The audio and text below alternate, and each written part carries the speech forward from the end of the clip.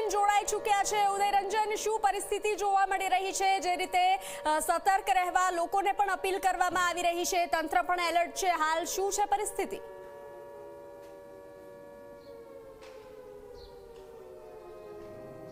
જરૂરથી બનશે। જો વાત કરવામાં આવે તો જે પ્રમાણે સુઈ ગામની આસપાસના ગામડાઓ જે છે અને ગઈકાલે બ્લેકઆઉટ આપવામાં આવેલા હતા, તો અત્યારની દિવસની પરિસ્થિતિ જે પ્રમાણે લોકો પાસેથી આપણે જાણીએ પ્રમાણે અત્યારે શાંતિનો માહોલ છે। પરંતુ વાત કરવી છે અત્યારે આપણે સ્થળની કે નડાબેટની અંદર જે આવેલું છે નડેશ્વરી માતાજીનું મંદિર।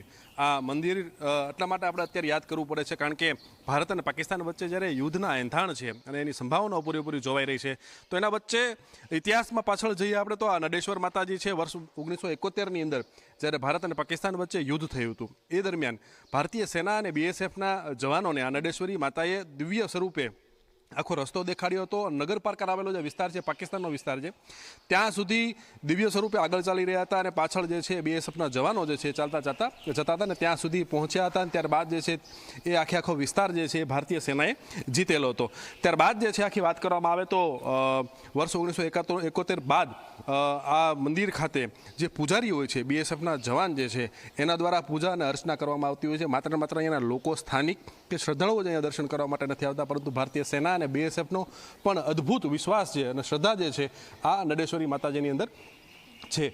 તો યુદ્ધનો અત્યારે સમય અને પૂરેપૂરી સંભાવનાઓ રહેલી છે, ત્યારે અત્યારે પણ બીએસએફના જવાનો અને અધિકારીઓ દ્વારા સતત એક જ પ્રાર્થના કરવામાં આવી રહી છે કે હે માં નડેશ્વરી, તું જે છે સાથ સહકાર આપજે અને યોગ્ય રસ્તો જે છે યુદ્ધની અંદર જો કદાચ થાય તો યોગ્ય રસ્તો દેખાડજે। કેમેરામેન જી ઉદય, જે રીતે ગઈકાલે નાપાક પાકિસ્તાનની હરકતો સામે આવી, તંત્ર સતર્ક જોવા મળી રહ્યું છે, ત્યાં સુરક્ષાને લઈ કયા પ્રકારની ગતિવિધિઓ છે, ત્યાંના લોકો શું કહી રહ્યા છે?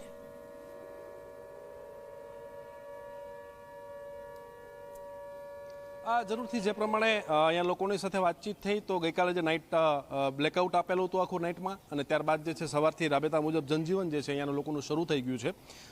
બોર્ડર વિભાગ જે આખો છે એના દ્વારા અત્યારે ભારતીય સેના એટલે કે બીએસએફ દ્વારા જે છે આખું અત્યારે કવર કરી લેવામાં આવેલું છે। સતત પેટ્રોલિંગ જે છે બોર્ડર ઉપર વધારી દેવામાં આવ્યું છે કારણ કે અહીંયાથી થોડાક અંતરે દૂર એટલે કે 30થી 40 કિલોમીટરની અંતર દૂર જ તે પાકિસ્તાનની સરહદ શરૂ થઈ જતી હોય છે। તો અહીંયાથી પણ ભૂતકાળની અંદર ઘૂસણખોરી અને હુમલાના બનાવો સામે આવેલા છે, ત્યારે ગુજરાતની અંદર આ સુઈગામની અંદર જે આ નડાબેટ છે ત્યાંનું બીએસએફ સ્ટાફ આખો જે છે એ સતર્ક જે છે જોવા મળી રહ્યો છે। બંસી જી ઉદય, આપ જોડાયેલા રહેશો, આપની પાસેથી વિગતો પ્રાપ્ત કરતા રહીશું। તો હાલ ભારત પાકિસ્તાનને જડબાતોડ જવાબ આપી રહ્યો છે, તો નડાબેટ સરહદથી નડેશ્વરી માતાજી રક્ષા કરે છે, લોકોમાં ભરોસો જોવા મળી રહ્યો છે, સેના પર ભરોસો જોવા મળી રહ્યો છે। તો હાલ તો યુદ્ધ એ જ કલ્યાણના દ્રશ્યો સામે આવી રહ્યા છે। સુઈગામ નજીક નડાબેટ ખાતે આ મંદિર આવેલું છે, જ્યાં અમારા સહયોગી પહોંચી અને લોકો સાથે વાતચીત કરી હતી, તો લોકોમાં વિશ્વાસ જોવા મળી રહ્યો છે।